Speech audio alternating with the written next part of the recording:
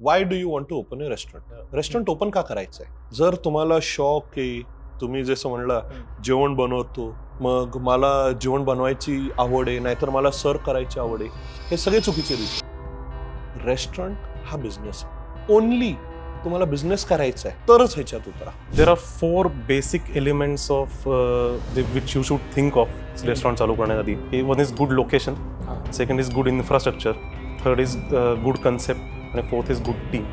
Mainly वीकडेजला जाऊन research करायचं. वीकेंडला सगळीकडे रेस्टॉरंट फुल असतात. तुम्ही वीकेंडचा research is not a practical research. वीकडेला मंडे, ट्यूजडे, थर्सडे ह्या 3 दिवसात तुमचा रिसर्च व्हायला पाहिजे. त्या एरियात कस्टमर किती आहे, फुटफॉल किती आहे. 60-70% profit margin is a complete myth. म्हणजे ते 20 किंवा 25% तुम्ही जास्त प्रॉफिट मार्जिन ऑन पेपर करूच शकत नाही. की सकाळी 7ला जर का रेस्टॉरंट उघडायचं आहे रोज, तर तुम्हाला निदान 5:30ला तुमचं किचन चालू झालेलं पाहिजे आणि तुमच्या 5:30ला उठायचं इच्छा पाहिजे की 5:30ला रोज उठून मी तिथे जातोय, किचन चालू करून घेतोय. त्यामुळे रिपिटेटिव्ह वर्क जर का तुम्हाला आवडत असेल तर restaurant business is for you.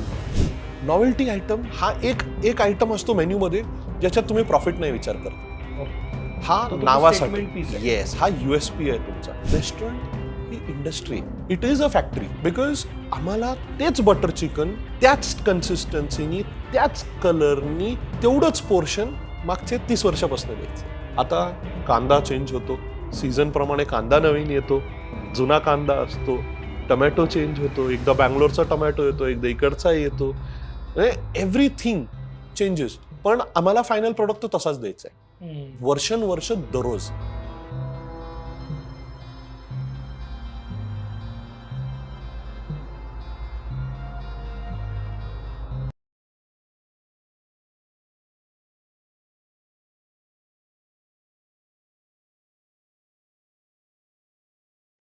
नमस्कार, मी शार्दूल कदम आणि तुमच्या सगळ्यांचं खूप खूप स्वागत आहे नव्या व्यापारच्या या नव्या कोऱ्या सेगमेंटमध्ये.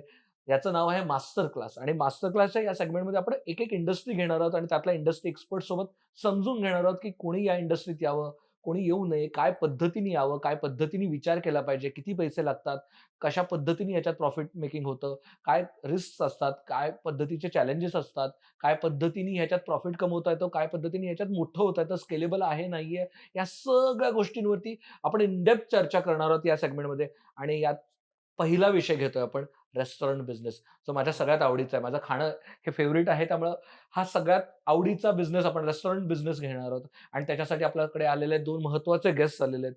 अभिषेक शेट्टी, त्यांना तुम्ही कलिंगा रेस्टॉरंटमुळे ओळखता. त्यांचे पुण्यात मोर दॅन 6 रेस्टॉरंट्स आहेत. ते 3 जनरेशन्स पुण्यात रेस्टॉरंट बिझनेसमध्ये आहेत.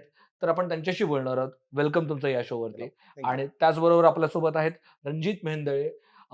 त्यांचंही वरांडा नावाचं रेस्टॉरंट आहे. तेही सेकंड जनरेशन पुण्यात रेस्टॉरंट चालवतायत आणि ते इतकी वर्ष झालं त्यांना रेस्टॉरंटच्या वेगवेगळ्या पद्धतीचा अंदाज आहे. ते केटरिंग बिझनेसमध्येही आहे. त्यामुळे त्यांना वेगवेगळ्या फूड सेगमेंटचा अंदाज आहे. तुमचंही वेलकम. हॅलो.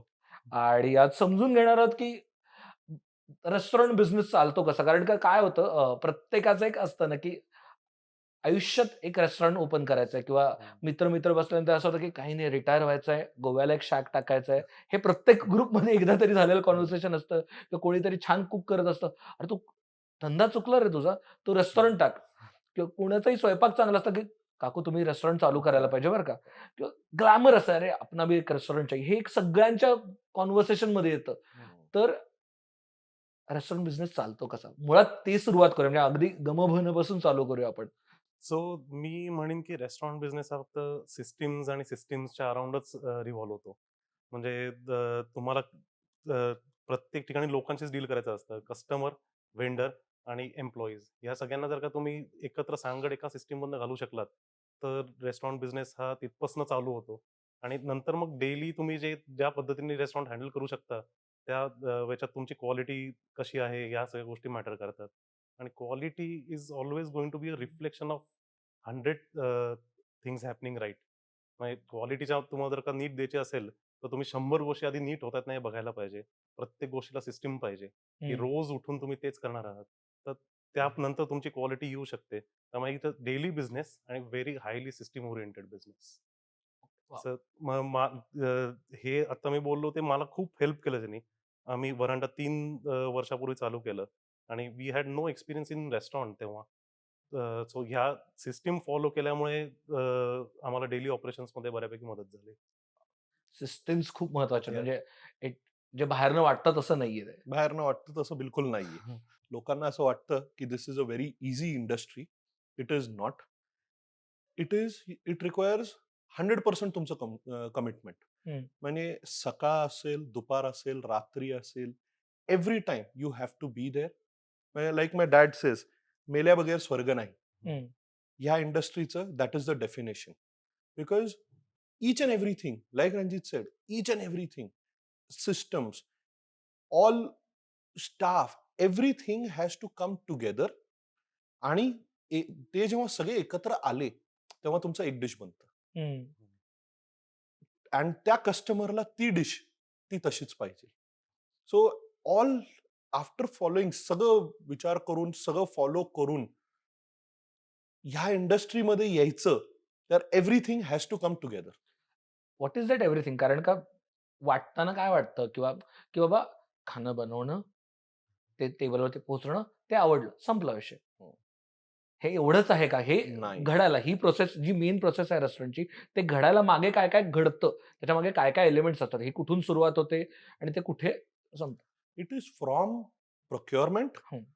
माल विकत आणणे, आपल्या जागेत येणे, त्याला सॉर्टिंग करणे, किचनमध्ये जाणे, स्टोअर करणे, ही फक्त स्टार्ट प्रोसेस आहे. हम्म. त्याच्यानंतर जो शेफ आहे त्याला क्लीन करून, त्याला बनवून, अँड एंड प्रोडक्ट बनवून त्याला रेडी करून मग टेबलवरती पोहोचवणे. This is a whole process.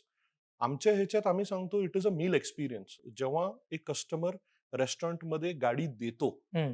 व्हॅलेला, to जेव्हा गाडी घेऊन बाहेर जाईस्तोवर, it is the whole meal experience. फक्त तुम्ही जेवण हे एवढंच नाहीये, त्याच्यात ambience, service, interior, everything. Food is one major part त्याच्यात, हम्म. पण बाकी सगळं पण तेवढंच इम्पॉर्टंट आहे. And everything has to be together. Hmm. समजा एखाद्या मुळात या मास्टर क्लासचा हेतूच आहे की एखादा नवीन अंतरप्रेन्योर आहे किंवा नवीन व्यक्ती आहे की ज्याला रेस्टॉरंट बिझनेस चालू करायचा आहे, तर त्यांनी काय विचारांनी सुरुवात केली पाहिजे? जेव्हा तो पहिल्यांदा वही पेपर घेईल, हो. तो किंवा ती, त्यांनी काय विचार केला पाहिजे? म्हणजे कुठे चालू करायचं हं. आणि काय काय मुद्दे तुम्ही व्हेरीफाय केले पाहिजेत बिफोर स्टार्टिंग अ रेस्टॉरंट? काय कुठून सुरुवात करायची मुळात? त्यांनी सर्वात पहिलं ओळखीच्या रेस्टॉरंटमध्ये 6 महिने काम करायला पाहिजे. That is where the grass root is. Hmm. ते केल्याशिवाय रेस्टॉरंट चालू करणं on paper is very easy. काय एक्सेल शीट बनवलं, फिगर्स टाकले, इंटिरियर आर्किटेक्ट हायर केला, रेस्टॉरंट बनू शकतं. पण चालतं कसं? It is a very different ball game. बनवणं सोपं आहे, चालवणं खूप अवघड आहे. त्यांनी 6 महिने ऍटलिस्ट रेस्टॉरंटमध्ये काम करायला पाहिजे इन ऑल डिपार्टमेंट्स. हम्म. फ्रॉम म्हणजे प्रोक्युअरमेंट पासनं ते किचनमध्ये, सर्व्हिसमध्ये, अकाउंट्समध्ये. तेव्हा त्यांना कळेल की ऍक्च्युअल बेस रेस्टॉरंटचं कसं आहे. सगळं सिस्टम्स हे ह्याच्यावरती बनतं. ओके. पण तुम्हाला बेस नॉलेज असल्याशिवाय सिस्टम ट्रायल अँड एरर मध्ये बनवणं विच इज हे खूप मोठं लॉस आहे. हम्म. पुढचे 1 ते 1.5 वर्ष जातील तुमचे. त्यापेक्षा हे केलं तर that is the best thing. I suggest everybody start working. तुम्हाला सगळी सिस्टम कळेल. ओके. सो मला असं वाटतं की there are 4 basic elements of which you should think of hmm. Restaurant चालू करण्याआधी. वन इज गुड लोकेशन, हा. Second is good infrastructure, third is good concept आणि fourth is good team. Okay. So location तुमच्याकडे जर का if you are able to secure location जे एकदम location शहर- कसं चूज करायचं? कारण हा. का फक्त चांगलं लोकेशनला काही चांगलं location. चांगलं हे सब्जेक्टिव्ह बरोबर. आहे. So most of the times तुम्हाला जे लोकेशन अवेलेबल असतं ते माइट नॉट बी आयडियल. हम्म. म्हणजे ते सिटी सेंटरलाच असेल, पण सिटी सेंटरला असेल तर तिथलं रेंट खूप असेल किंवा जमिनीची किंमत खूप असेल, तर ते तुम्ही प्रत्येक वेळेला सिक्युअर करू शकाल असं नाही. So you can turn a location into a nice location if you are willing to work hard त्याच्यामध्ये. आणि ज्याच्यामध्ये गुड इन्फ्रास्ट्रक्चर म्हणजे काय, तर चांगलं रूफ. जर का रेस्टॉरंट चालू आहे, रात्री 8-9 वाजता पूर्ण गर्दी आहे आणि लाईट गेले आणि तुझा जनसेट काही कारणाने चालू झाला नाही, तर that is a big hassle. So चांगलं प्रिव्हेंटिव्ह मेंटेनन्सवरची मशिनरी आणि बरोबर ठिकाणी प्लेस्ड, तिथे ऍक्सेसेबल सगळ्या गोष्टींकडे असणं आणि सगळ्या गोष्टींचा विचार करून तसं इन्फ्रास्ट्रक्चर केलेलं असणं महत्वाचं आहे. सो गुड कन्सेप्ट इज आता तुमचं लोकेशन कसं आहे त्याच्यावर तुमचं कन्सेप्ट ठरली पाहिजे, की whether you want to serve non veg, whether you want to serve liquor, का तुमचं व्हेजिटेरियनच रेस्टॉरंट आहे. तर जर का लोकेशनच्या अकॉर्डिंग तुम्ही कन्सेप्शन नीट केलं, देन रेस्टॉरंट चालवण्यासाठी शक्यता जास्त वाढेल. आणि good team is absolutely essential. म्हणजे एकटा माणूस रेस्टॉरंट चालवू शकत नाही आणि त्या माणसाला he has to be a leader.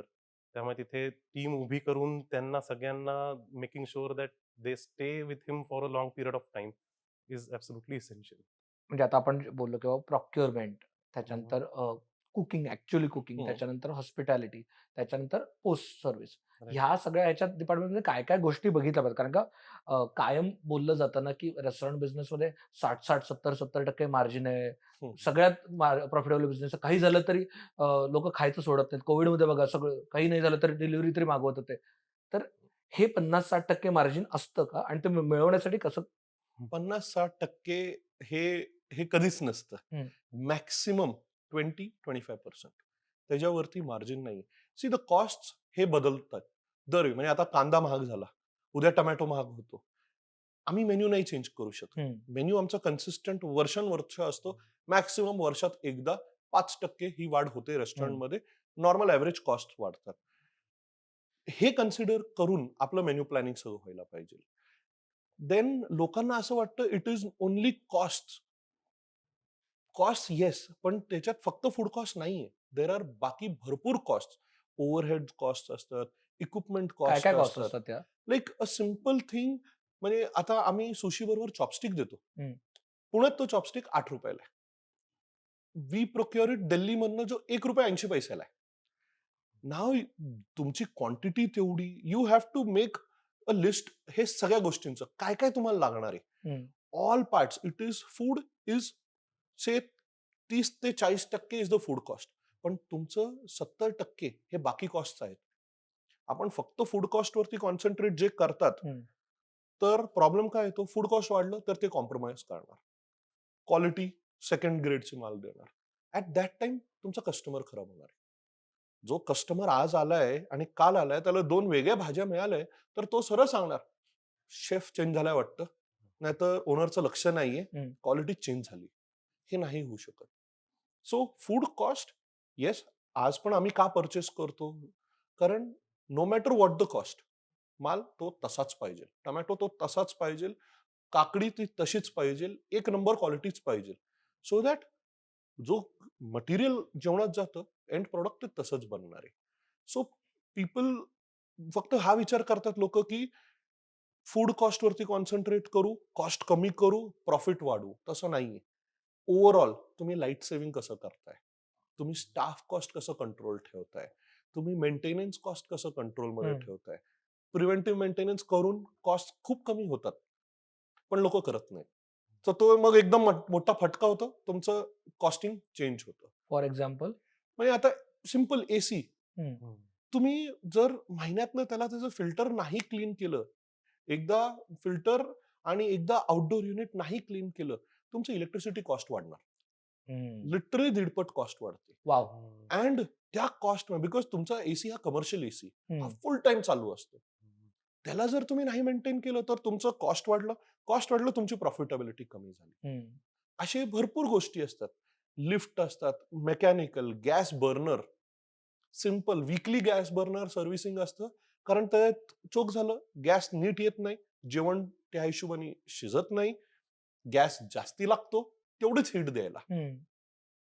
जे हे नाही केलं तर तुमचं गॅसची कॉस्ट वाढली, जेवणाची ऍट दी एंड कॉस्ट वाढली. Yeah. तुमचं जे 20% पण जे आम्ही सांगतो ना प्रॉफिट, ते 15 वरती येतं.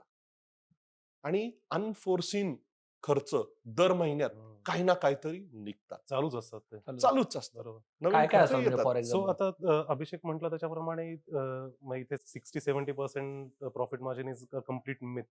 म्हणजे ते 20 किंवा 25% पेक्षा तुम्ही जास्त प्रॉफिट मार्जिन ऑन पेपर करूच शकत नाही. आणि पण त्याच्यातली ब्युटी अशी आहे, की जोपर्यंत तुम्ही कष्ट करत आहात रेस्टॉरंटच्या मागे, तोपर्यंत हे 25% 25% तुम्हाला मिळत कंटिन्युअस राहतील. की it's a long hall game. म्हणजे तुम्ही जर का वर्षानुवर्ष हे करायला तयार असाल, की 10 वर्ष तरी तुम्ही रेस्टॉरंट हे चालवेल, then it is a good business. पण 60-70% profit margin is complete myth. म्हणजे मे बी दिसताना दिसतंय की अरे हा मसाला पापड आलाय, हा ₹150 मिळतोय. मी ते घेतला पापड ₹2 तळायला ₹1 तेल लागलं, गॅस लागला ₹2 कांदा लागला ₹3 ₹10 आणि 150 विकतात. हे तसं नाहीये. तसं नाहीये. त्याच्या मागे बऱ्याचशा कॉस्ट ज्या म्हणजे आता ब्रॉड लेवलला बघायचं झालं तर हं. कॉस्ट कशात डिवाइड करू शकतो. एचआर.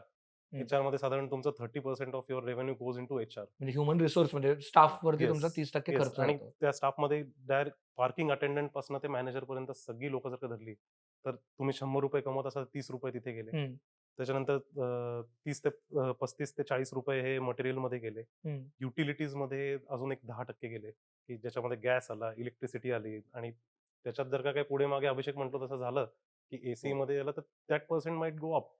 सो हे सगळे अनफोर्सिन जे खर्च असतात, की एखाद्या ठिकाणी कुठेतरी काय ते काम करायचं राहिलं, एसीचा मेंटेनन्स राहिला आणि त्याच्यामुळे बिल आलं समोर आणि बघतो तर दीडपट बिल आलं हां. आधीपेक्षा. सो अशा 5-5, 6-6% अशा कॉस्ट या प्रत्येक महिन्यामध्ये काही ना काहीतरी चालूच असतं. क्रोकरी कटलरी असते. ते हं. एखाद्या महिन्यामध्ये जास्त ब्रेकेज होऊ शकतं. ती तुम्हाला रिप्लेनिश करायला लागते. अशा सगळ्या गोष्टी याच्यात इन्क्लूड करून एक 10% इलॅस्टिसिटी प्रत्येक महिन्यात असतेच. कमिंग बॅक टू मगाशी जो हे विचारला, की हं. मला आता समजा रेस्टॉरंट चालू करायचंय. राइट. मी पहिला प्रश्न मला काय विचारला पाहिजे? हं. त्याच्यानंतर म्हणजे हे कुठे काय टाइपचं रेस्टॉरंट केलं पाहिजे, हे विचारलं पाहिजे का माझ्याकडे काय लोकेशन का हे दोन्ही it is why do you want to open a restaurant? Restaurant open का करायचंय? हं, जर तुम्हाला शॉक आहे, तुम्ही जसं म्हणला हं. जेवण बनवतो, मग मला जेवण बनवायची आवड आहे, नाहीतर मला सर्व करायची हं. आवड आहे, हे सगळे चुकीचे रिझन आहेत. रेस्टॉरंट हा बिझनेस आहे. हं, हं. ओनली तुम्हाला बिझनेस करायचा आहे, तरच ह्याच्यात उतरा. तुम्हाला दाखवायचंय और it is a show business. पण तुम्हाला जर ओके दुसरं काहीतरी इंटेन्शन असेल पब्लिक फिगर सारखं ह्या ह्याच्यात नाही होत ते. It is purely business and purely calculated business. हं. एव्हरी डेचा हिशोब, एव्हरी डेचं क्लिअरन्स. इट इज अ कन्सिस्टंट दररोजचं दररोज हेच कामं करायचे वर्षानुवर्ष. राइट. तर तुम्ही ह्याच्यात उतरू शकता. सो पहिले स्वतःचा माइंडसेट बघायला पाहिजे, की what sort of a person am I? की मला रोज तेच काम करायला आवडतं का रोज नवीन काम करायला आवडतं? हं. त्याचं उत्तर जर का मला रोज तेच काम करायला आवडतं, तर पहिली पायरी क्लिअर आहे रेस्टॉरंट चालू म्हणजे करण्यासाठी. तुम्हाला रोज तेच काम हां. उठून तो ग्राइंड जमला येस. पाहिजे. सो 3 गोष्टी, की एक आहे ते पेशन्स, दुसरं आहे ते कन्सिस्टन्सी आणि थर्ड इज कंपॅशन. हे जर का तुमच्यात असेल ना, की compassion towards your employees, compassion towards your vendors, compassion towards your customers. की आलेला कस्टमर जर का असेल, म्हातारा माणूस असेल आणि त्याला व्हीलचेअरची सोय आहे, हे तुमच्यात कंपॅशन नसेल तर बरोबर ठिकाणी व्हीलचेअर असणं हे त्या कंपॅशनचं उत्तर हं. असतं. पेशन्स म्हणजे तुम्हाला माणसांना ट्रेन करायचंय. ते एकच गोष्ट परत सांगून ब्रीफिंग थ्रूच माणूस तयार होतो. हं. त्यामुळे 3 वेळा सांगितलं पण माणसाला समजलं नाही. त्यामुळे तुमचा पेशन्स गेला असं होऊ शकत नाही. आणि कन्सिस्टन्सी, की सकाळी 7:00ला जर का रेस्टॉरंट उघडायचं आहे रोज, तर तुम्हाला निदान 5:30ला तुमचं किचन चालू झालेलं पाहिजे आणि तुमच्या 5:30ला उठायचं इच्छा पाहिजे, की 5:30ला रोज उठून मी तिथे जातोय, किचन चालू करून घेतोय. त्यामुळे रिपिटेटिव्ह वर्क जर का तुम्हाला आवडत असेल, तर restaurant business is for you. आणि जर का तुम्हाला रोज नवीन काहीतरी पाहिजे असेल, हं. तर माईट बी तिथे जाऊन जरा बोर व्हायची शक्यता तुम्हाला आहे. आणि बोर झालं तर वांदे. हां, मग बोर झालं की यू स्टार्ट लूजिंग इंटरेस्ट आणि मग थॉट स्टार्ट ड्रिफ्टिंग. असा ओके. प्रॉब्लेम होतो. आणि हे झालं आता, की यांनी मला कळेल, की ओके मी रेस्टॉरंट उघडायला माझा माइंडसेट बरोबर आहे Mindset. का नाही. Yeah. पुढचं आलं आता, की कोणत्या पद्धतीचं रेस्टॉरंट आणि हं. लोकेशन ह्या 2 गोष्टी हँड इन हँड जातात. हे कसं ठरतं? ह्याला काय क्रायटेरियाज लावले पाहिजेत? ह्याच्यात कसं आहे मार्केट रिसर्च हं. Is very important. कुठल्या एरियात काय क्युझिन, काय टायमिंग, काय लोकेशनमध्ये सेल आहे, everything has to be calculated. Market analysis जे असतात लोकेशनमध्ये, ह्या लोकेशनमध्ये लाईक डेक्कन एरियामध्ये फास्ट फूड जास्ती चालतं. एरंडवण्यामध्ये प्रीमियम रेस्टॉरंट आहेत.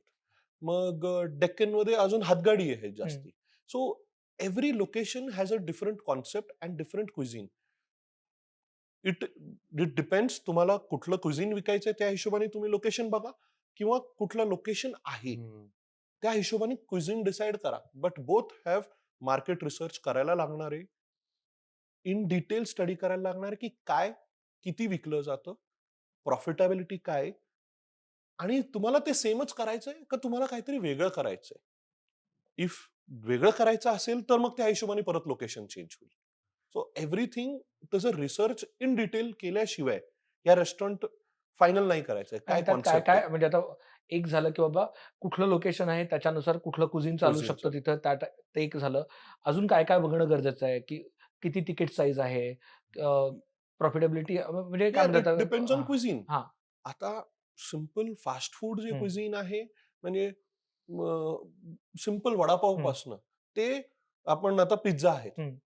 Everything has a different costing. Okay. सगळ्याची कॉस्ट वेगळी आहे, सेलिंग वेगळं आहे, सेलिंग कॉस्ट वेगळं आहे, प्रॉफिटेबिलिटी वेगळं आहे.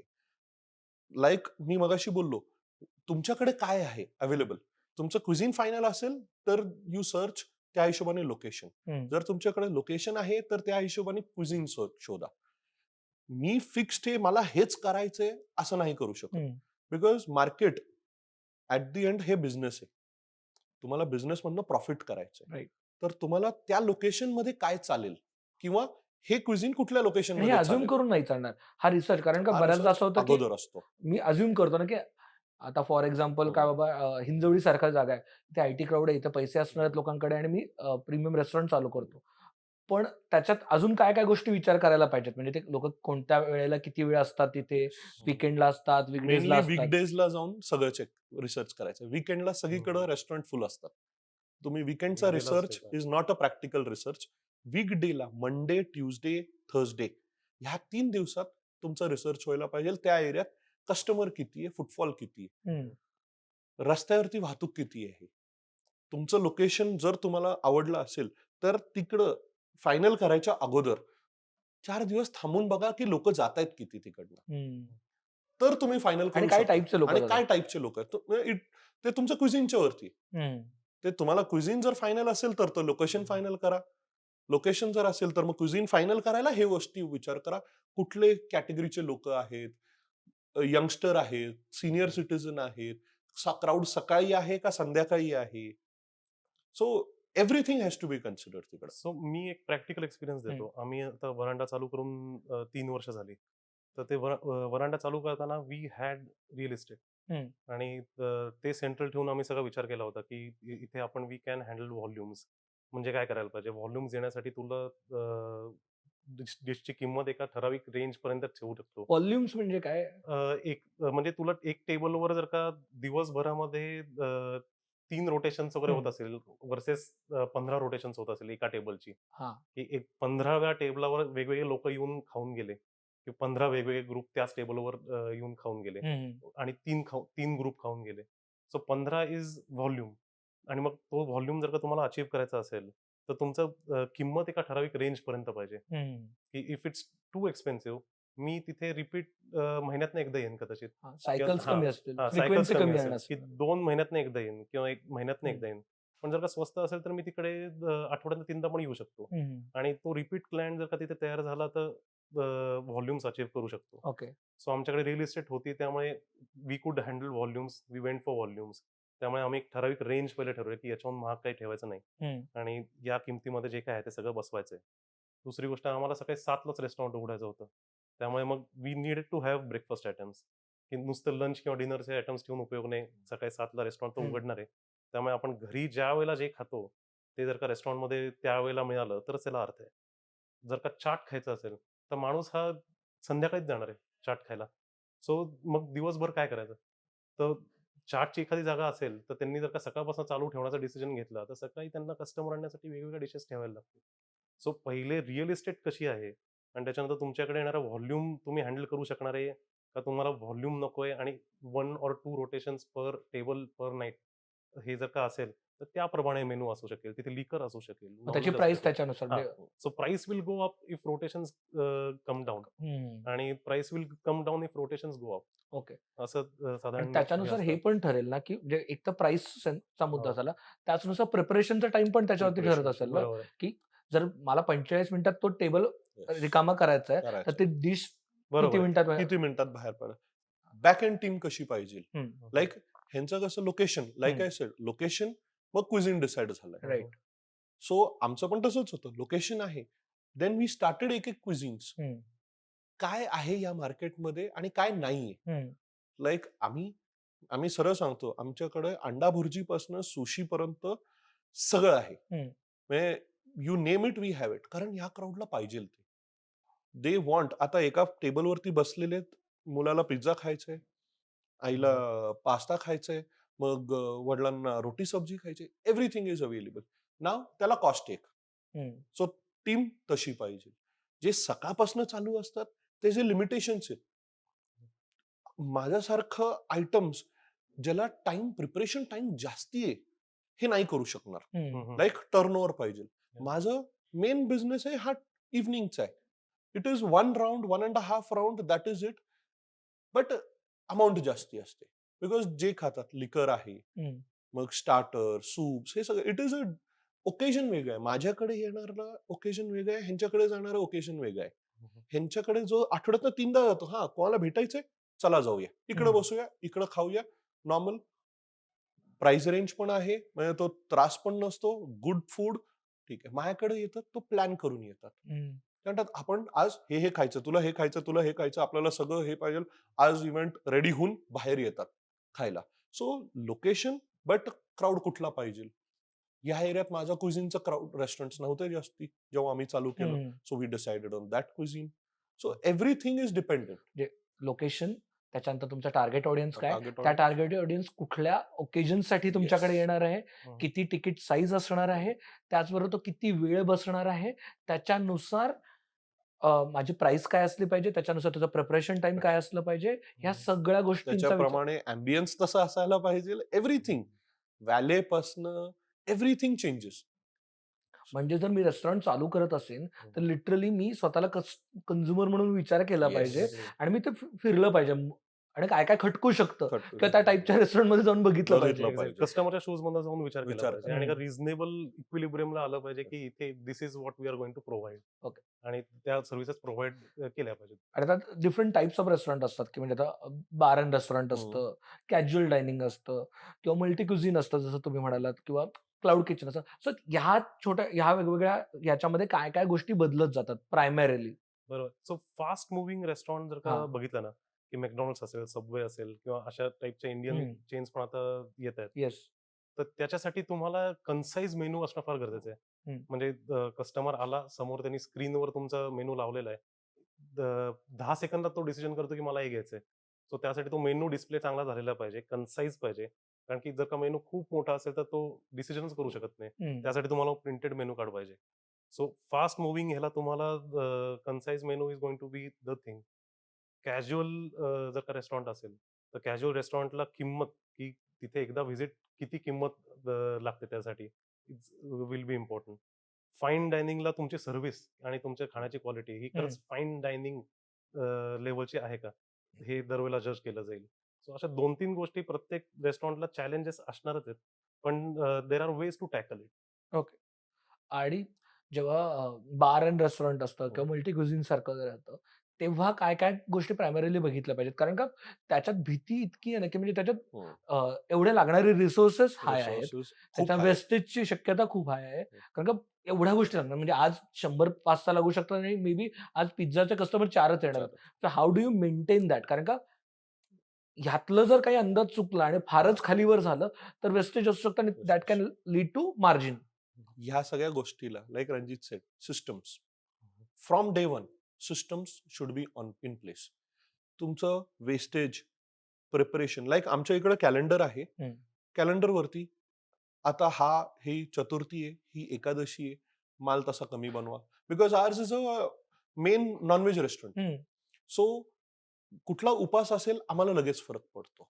व्हेज रेस्टॉरंटचं वेगळं, उपास असेल तर त्यांच्याकडे क्राऊड वाढतं. सो त्या दिवशी आमच्या कॅलेंडरमध्ये, किचनमध्ये अख्ख्या महिन्याचा कॅलेंडर बनवलेला असतो की हे उपास आहे, हा ड्राय डे आहे, तुम्ही माल एवढा बनवा, ग्रेव्हीज एवढे कमी बनवा, स्टॉक कमी ठेवा. ह्याला असं लिहिलेलं असं गणित काहीच नाहीये की तुम्हाला प्रेडिक्ट करावं लागतं. येस, तुम्हाला प्रेडिक्ट करून, तुम्हाला विचार करून तुमच्या टीमला एकत्र घेऊन प्लॅन. कारण कधी कधी असं असतं, उपासाच्या दिवशी पण कस्टमर होतो, पण तो माल संपला पण नाही पाहिजे. सो बॅलन्स तो मेंटेन ठेवायला पाहिजे. क्वालिटी फ्रेश असेल, आजचा माल उद्या वापरला नाही जाणार, आजचा आजच संपायला पाहिजे. सगळ्या ह्याला बॅलन्स करून वी हॅव टू प्लॅन की मेन्यू काय बनवायचंय त्याच्यात. कारण वरती खालती होत राहणार आहे. आज एक्सपेक्टेशन आहे, अरे संडे आहे, क्राऊड चांगला होईल, पण हा लॉंग विकेंड होता, मंडेला सुट्टी आहे काहीतरी. तर हे नवीन योलो लाईफस्टाईलमुळे सगळी लोक बाहेर जातात, पुण्याच्या बाहेर जातात. त्या दिवशी त्या विकेंडला क्राऊड एकदम कमी होतो, जे आम्ही प्रिडिक्टच नाही करू शकत. सो त्या टाइमला तुम्ही प्रिपेअर्ड पाहिजे. माल रेडी पण म्हणजे ज्या हिशोबाने स्टोअर मध्ये ठेवला पाहिजे, तुम्ही लास्ट मोमेंटला बनवू पण शकता, पण बनवायचा नाहीये. ते तिथपर्यंत रेडी असला पाहिजे. Yes. त्याची काय बाबा पेरिशेबिलिटी, त्याचं एक Yes. लाईफ आहे आठवड्याभराचं, बरोबर आहे. पण वाटलं तर एकदम वाढवू पण शकतो, कमी ह्या पण करू. इंडस्ट्रीत कसं आहे, आजचा वेस्टेज जो झाला तो गेला. बरोबर. एनी अदर बिझनेस, कपडे का नाही विकला गेला, आज ठेवलंय, उद्या तेच विकू. आमच्या ह्याच्यात तसं नाहीये. आज नाही गेलं तर तो डायरेक्ट फेकला जाणार. लाईक साऊथ इंडियन मध्ये चटणी दिवसातनं मिनिमम 2दा बनवायला लागते. बरोबर. उन्हाळ्यात 3दा पण बनवायला लागते, बापरे. कारण लगेच खराब होते चटणी. आणि ते दुसऱ्या दिवशी चटणी सांबर हे काहीही वापरू शकत नाही. तर तुमचा किचनवरचा जो सुपरवायझर आहे, शेफ आहे, आपण स्वतः आहे, एवढं कंट्रोल ठेवायचंय की तेवढंच बनवा. कमी पडलं परत बनवू शकतो, पण वाया नाही जायला पाहिजे. बिकॉज ते वाया गेलं, तुम्ही 10 डिश जे विकलेले त्याचे प्रॉफिट आहेत, या वेस्टेजमुळे तुमचा तो प्रॉफिट गेला आजचा. तर याच्या हेल्प व्हावी म्हणून आता मार्केटमध्ये 15-20 हजार रुपये वर्ष अशा सबस्क्रिप्शनवर तुम्हाला ऍप्स मिळतात. आणि जे डिजिटली तुमच्या ऑर्डर सगळ्या ट्रॅक करू शकतं. ओके. की ऑर्डर करायला पण स्क्रीन किंवा टॅब आहे, आणि स्क्रीन किचन मध्ये पण प्रिंटर यावर स्क्रीन आहे ऑर्डर डिस्प्ले व्हायला. तर ह्याचा जर का तुम्ही डेटा नेहमी अनालाइज करत राहिला की विकेंडला माझं कशा ऑर्डर प्लेस होतात, किती साधारण मला प्रत्येक विकेंडला लागतं, त्याच्यानंतर सोमवार मंगळवार अशा जेव्हा वीक चालू होतो तेव्हा तुमचं साधारण कन्झम्पशन कसं असतं, हा ट्रेंड जर का तुम्ही ऑब्झर्व करत राहिला तर तुम्ही त्या ट्रेंडच्या वेस्टेज कमीत कमी तिथे करू शकता. की आता बटाटा वडा करायचा, तर बटाटा वडा करताना तुम्ही बटाटा उकडण्यापासून तयारी नाही करू शकत. करेक्ट. म्हणजे ऑर्डर आल्यावर तो 5 मिनिटात टेबलावर जाणं गरजेचं आहे. त्यामुळे तुम्हाला उकडलेला बटाटा ठेवणं गरजेचं आहे. पण उकडलेला बटाटा जर का संपला नाही तर रात्री तो फेकून द्यायला लागतो. हो. तर तुम्हाला प्रत्येक तुमच्या मेनूवरच्या डिश जी आहे त्याचं तुम्ही डिजिटली हे सगळं ऑर्डर प्लेस करत असाल तर नंतर शांतपणे बसून प्रत्येक डिशचा ट्रेंड ऑब्झर्व करू शकता. Right. आणि त्याप्रमाणे तुम्ही प्रिपरेशनच्या क्वांटिटीज ठरवू शकता, वेस्टेज कमी करू शकता. आणि ह्या मेनू डिझाईन करताना ह्या गोष्टींचा कसा विचार करायचा, कारण का काही काही गोष्टी असतात की ज्याच्यासाठी लागणारा जो की इन्ग्रेडियंट आहे हा. तो एक्सपेन्सिव्ह आहे. Expensive. सुशी सारखा एक हो. पदार्थ आहे, किंवा व्हेज रेस्टॉरंट मध्ये जरी म्हणलं हो. आपण, काही आयटम्स आहेत की ज्याची फ्रिक्वेन्सी मे बी कमी असू शकते. बरोबर आहे. सो त्या ह्याला कसं डिझाईन करायचं, आणि कारण का बऱ्याचशा गोष्टी तिकडच्या तिकडे, म्हणजे मैद्यासारखी गोष्ट आहे, काय म्हणतात सारडो सारखी गोष्ट आहे, किंवा व्हेजीज आहेत ज्या 3-4 आयटम्स मध्ये वापरल्या जातात. वापरल्या व्हेज मध्ये पण व्हेजिटेबल्स आहेत ते आपल्याला ऑलमोस्ट अर्ध्या मेन्यू मध्ये वापरल्या जातात. मग ह्या गोष्टी पनीर सारखी गोष्ट, बरोबर. हे कसं मॅनेज करायचं, डिझाईन कसा करायचा मेन्यू? युजली आमच्या मेन्यू मध्ये कसं असतं, एक मिजा जो असतो हम्म. त्याला मिझोप्ला म्हणतात, सेमी प्रिपेअर्ड. हा. जेवढं होऊ शकतं तेवढे कॉमन डिशेस मध्ये वापरायला पाहिजे. ओके. नाव आता लाईक यू सेड सुशीचं, हम्म. सुशीला राईस त्याचा बनवायला 15 मिनिटं लागतात, हम्म. जास्त वेळ लागत नाही. बाकी इन्ग्रेडियंट सगळे फ्रेश असतात, फिश असतं, हम्म. सगळं असतं. बट तुमचा जो प्लॅनिंग हा 15 ते 20 मिनिटं अगोदरचा आहे हम्म. ह्याच्यात. पण आता जी माझी इंडियन ग्रेव्ही ती मला बनवायला 3 तास लागते. सो ती ग्रेव्ही मॅक्सिमम डिशेस मध्ये तुम्ही कसे वापरू शकता, सेंट्रल किचन कसं करू शकता, युटिलायझेशन म्हणजे आजचं आहे संपलं, वर्स्ट केस सिनेरिओ काय होणार आहे तुमचं, संपलं तर आम्ही सरळ कस्टमरला सांगतो, सर हे संपलेलं आहे. आम्ही शेफला तेच सांगतो, संपलेलं परवडेल, राहिलेलं परवडणार नाही. कस्टमरला सांगितलं, सर आज हे संपलेलं आहे, आमच्या दररोज कुठलं ना कुठलं तरी ऑपरेशन्स ग्रुपमध्ये आमचे येत असतात, हे आयटम संपलाय, हा आयटम संपलाय, हा कबाब संपलाय, हे ग्लोटी कबाब आहे, हे संपले. बिकॉज आमचं प्रिपरेशन लिमिटेड असतं. लाईक ही सेड, जो डेटा आमचा आहे वर्षाचा डेटा आहे, सोमवारी हे किती पोर्शन जातं आणि शनिवारी हे किती पोर्शन जातं. आपण पॉझिटिव्ह वेने विचार करून मागच्या शनिवारी जर 10 गेलेले, या शनिवारी 12 तरी जायला पाहिजे.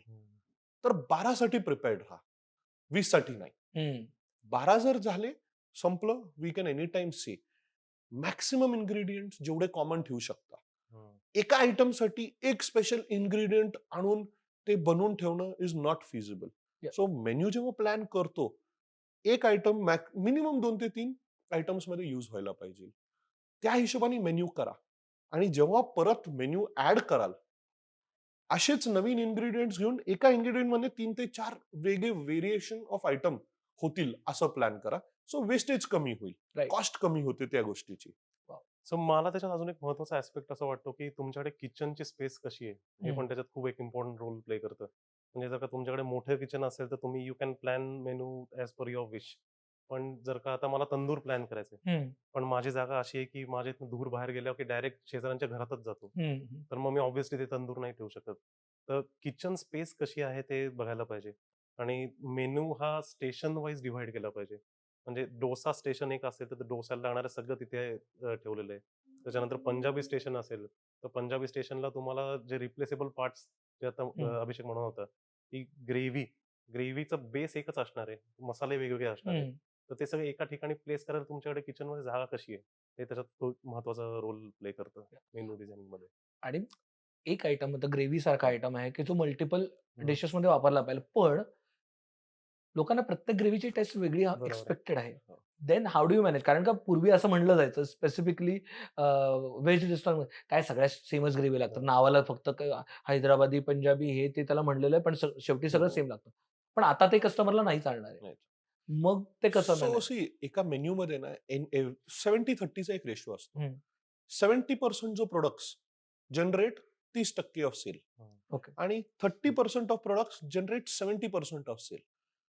कॉन्सन्ट्रेट हा 30% प्रोडक्ट्स वरती तो करायचा आहे ज्याची सेल 70% आहे. त्याच्यामुळे काय होतं, सी 70% आपला मेन्यू सगळे आयटम्स दररोज जाणार नाहीच आहे. ओके. आणि दररोज सगळे आता माझ्या मेन्यू मध्ये आय थिंक 1200 का 1400 आयटम्स आहेत. आय कॅनॉट एक्सपेक्ट की ते सगळे 1400 आयटम दररोज 4-4 पोर्शन जाणार. सो आम्ही पण तयारीत असतो की हे माहिती हे कमी जातात, 1 किंवा 2 रेडी असतं. जे आयटम जास्ती जातात 70-30चा जो रेशिओ आहे, जे जास्ती जातात त्याच्यावरती जास्ती कॉन्सन्ट्रेट करतो. ह्याच्यात पण थोडे नॉवेल्टी आयटम्स असतात. आता आमच्याकडे एक आयटम आहे व्हिएटनामी स्प्रिंग रोल. त्याचं व्रॅपर मी पर्सनली व्हिएटनामला जाऊन घेऊन येतो, बिकॉज इंडियामध्ये थ्रू कोरिअर आणणं हे डबल कॉस्टला आहे आणि मी जाऊन घेऊन येणं हे स्वस्तात पडतं. बट दॅट आयटम मी आणतो 70 किलो. जर मी आणि माझी वाईफ गेलो तर 140 किलो आणतो and we sell it off. Novelty item हा एक आयटम असतो मेन्यू मध्ये ज्याच्यात तुम्ही प्रॉफिट नाही विचार करत. ओके. हा तो तुमचा नावासाठी स्टेटमेंट पीस आहे. येस, हा युएसपी आहे तुमचा. आमच्याकडे असे भरपूर आयटम्स आहेत जो आम्ही प्रॉफिट नाही, बट दॅट इज त्याची रिकव्हरी होते. मगाशी तुम्ही सांगितलं मसाला पापड. सो तुम्ही आयटम वाईज जर बघितलं तर एकाचा प्रॉफिट जास्ती असणार आहे, एकाचा कमी असणार आहे. बट ओव्हरऑल हे पण तुम्हाला बघायला पाहिजे. आम्ही डेली एबिटा काढतो फॉर इन्ग्रेडियंट कन्झम्पशन किती झालं, सेल किती झालं, कॉस्टिंग किती झालं, वेस्टेज किती झालं. हे डेली काउंट करणं हे- गरजेचं आहे. हे आम्ही करतो, विच इज अ व्हेरी अवघड टास्क आहे ते करणं. कारण भरपूर सगळे डिपार्टमेंट स्टेशन जर म्हणलं सगळ्यांनी एकत्र येऊन त्यांचा डेटा देऊन त्यांचं दररोज इन्व्हेंटरी घेणं ह्याच्यात स्टाफ कॉस्ट पण वाढते. कारण माणूस दररोज चेक करणार आहे किती राहिले, डेटा टाकणार, तो डेटा परत सॉफ्टवेअर मध्ये एंट्री होणार, मग त्याच्या आजची कॉस्ट निघते.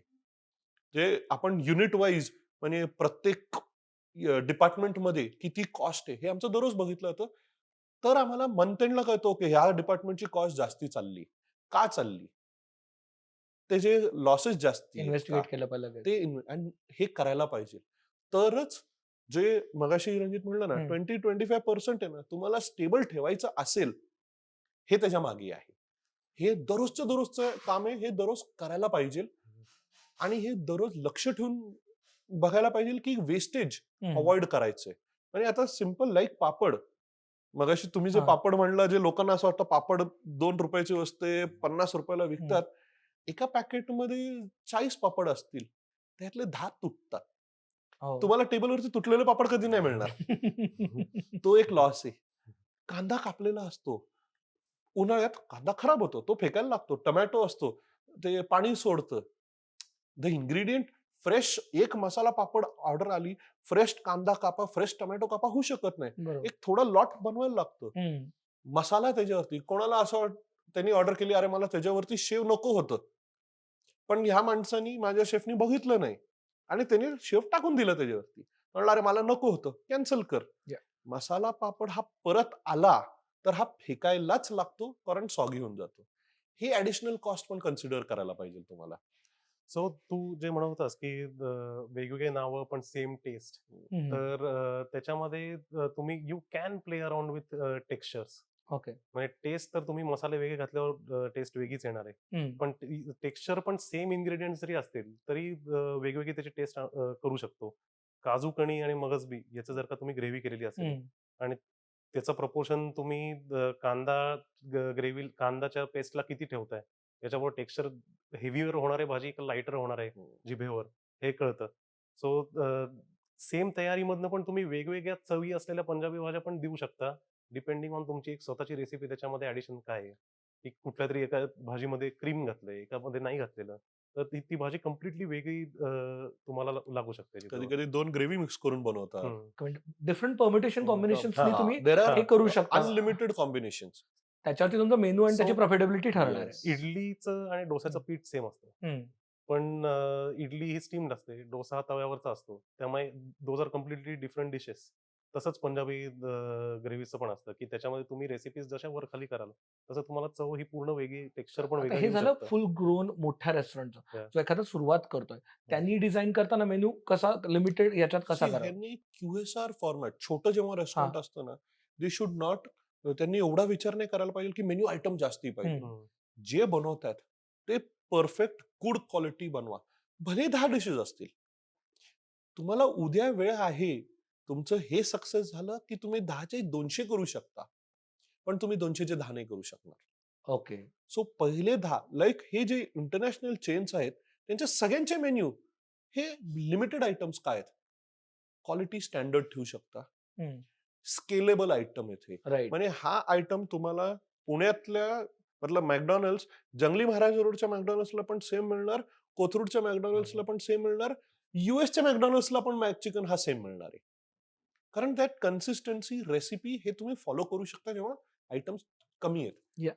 जेव्हा आयटम्स वाढतील, शेवटी हा माणूस बनवणार आहे, लाईव्ह बनवणार आहे. प्रत्येक माणसाचा हात वेगळा असतो. हा आज मीठ जास्ती टाकलं तर डिशचं टेस्ट चेंज होऊन जाते, पेपर कमी टाकलं तर डिशची चेंज होऊन जाते टेस्ट. सो त्याला कन्सिस्टन्सी करायला प्रॅक्टिस, जो माणूस शेफ असतो दिवसभर ते 10 आयटम मारतो ना, त्याचा हात बसतो. झोपेतनं उठला ना तरी तो मारू शकतो. दॅट इज व्हॉट आम्ही शेफला सांगतो. आमच्या डिपार्टमेंटमध्ये तसेच स्प्लिट असतात. हा माणूस जर हे आयटम, हे 2-3 आयटम बनवतो ना, हा फक्त 2-3 आयटमच बनवणार, हा सगळ्यात हात नाही घालणार. हे फॅक्टरी सारखं आहे. Yes. की एकच म्हणजे Yes. ह्याला जर इथे ठोका मारायचा तर तो तेवढाच करत ठोका, असतो. म्हणजे हेनरी फोर्डचं टेक्निक Yes. वापरतोय आपण रेस्टॉरंटमध्ये. Restaurant he industry, it is a factory. Because आम्हाला तेच बटर चिकन त्याच कन्सिस्टन्सीनी, त्याच कलरनी, तेवढंच पोर्शन मागचे 30 वर्षापासून द्यायचंय. आता कांदा चेंज होतो, सीझन प्रमाणे कांदा नवीन येतो, जुना कांदा असतो, टोमॅटो चेंज होतो, एकदा बँगलोरचा टोमॅटो येतो, एकदा इकडचा येतो, एव्हरीथिंग चेंजेस. पण आम्हाला फायनल प्रोडक्ट तर तसाच द्यायचा आहे, वर्षानुवर्ष दररोज. पण आणि दररोज it is made fresh every order. Butter chicken हे बनवून नसतं ठेवलं. सकाळी ऑर्डर आली तो फ्रेश बनवतो, दुपारी ऑर्डर आली फ्रेश बनवतो, रात्री ऑर्डर आली फ्रेश बनवतो. It has to be the same. या इंडस्ट्रीचा तोच एक आहे. सो मेन्यू जर छोटा ठेवला ना तर हे सोपं पडतं. नाही तर लाईक ही सेड स्टेशन, जे डिपार्टमेंट्स असतात, कॉन्टिनेंटल आहे, इंडियन आहे, चायनीज आहे, तंदूर आहे, रोटी बनवणारा माणूस माझा एकच आहे. त्याला जो तो पेढा बनवून देतो आटाचा, तो एकच आहे, तो चेंज नाही होत. रोटी तंदूर मध्ये लावायची पण पद्धत सगळ्यांची वेगळी.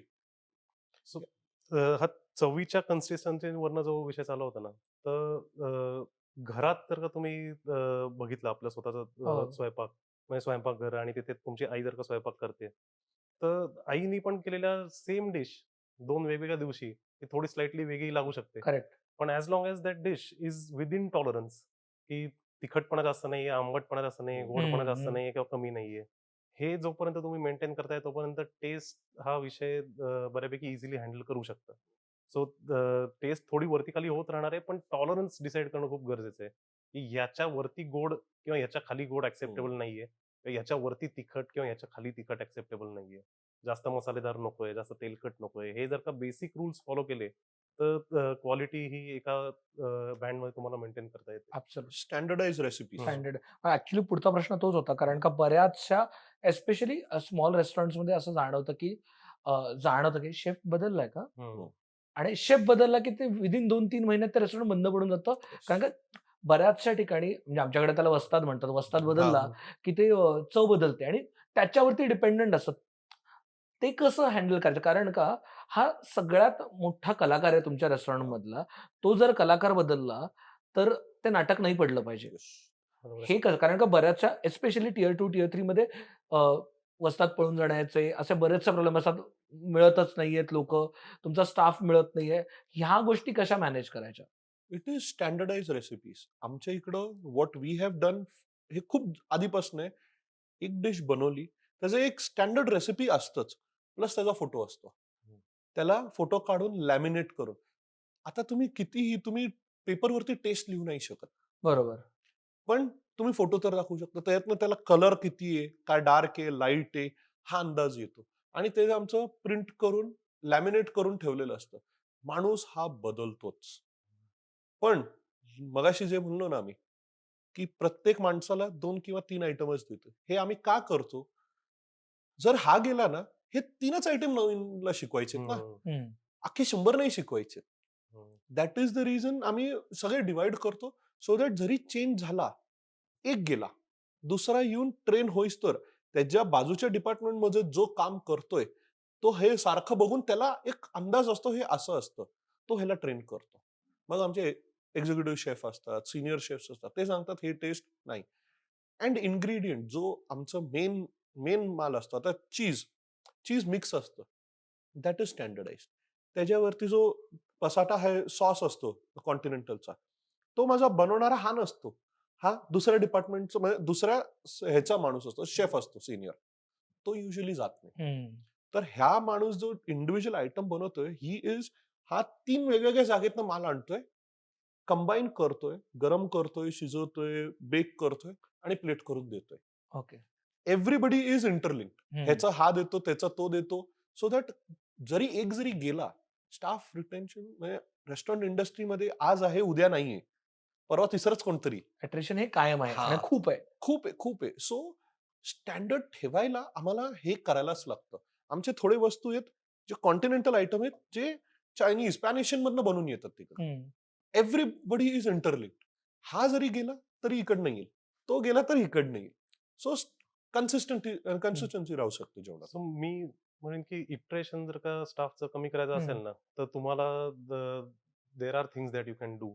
म्हणजे तुम्हाला बरोबर महिन्याच्या 5 तारखेच्या आधी पेमेंट, त्यांना त्यांचा पगार मिळणं, त्यांना ESI PF सारखे गव्हर्नमेंटच्या सगळ्या फॅसिलिटी मिळणं, प्रायव्हेट इन्शुरन्स असणं, एक कधी इमर्जन्सी कुठेही काय झाली, घरी पण असू दे, तर that is taken care of. म्हणजे इमर्जन्सीमध्ये कोणीतरी आलं आणि ते पैसे तिथे तुम्हाला त्याला इमर्जन्सीमध्ये द्यायला लागले, ही इव्हेंच्युअलिटीज जर का तुम्ही आधीच you are taken care of. तर मग ते स्टाफ इटरेशन हे कमी होईल. स्टाफला राहायची खायची जागा हे देणं, आणि त्याच्यामुळे स्टाफ टिकला की ही क्वालिटी लॉंगर पिरियड ऑफ टाइमसाठी इंटॅक्ट राहते.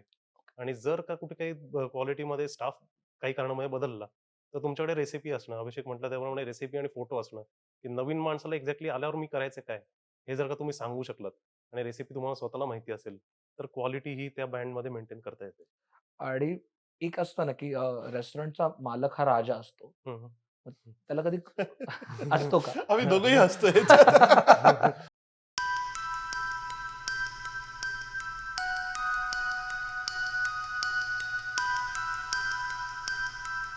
आम्ही आहे ना फक्त नावाचे राजे. मोरीमध्ये काम करतो, सर्व्हिस करतो, पिकअप करतो, क्लिअरन्स करतो, सगळं करतो. मेरे को ऑथेंटिक नहीं देना है. हम लोग सीधा बोलते हैं, we don't give authentic food, we give tasty food.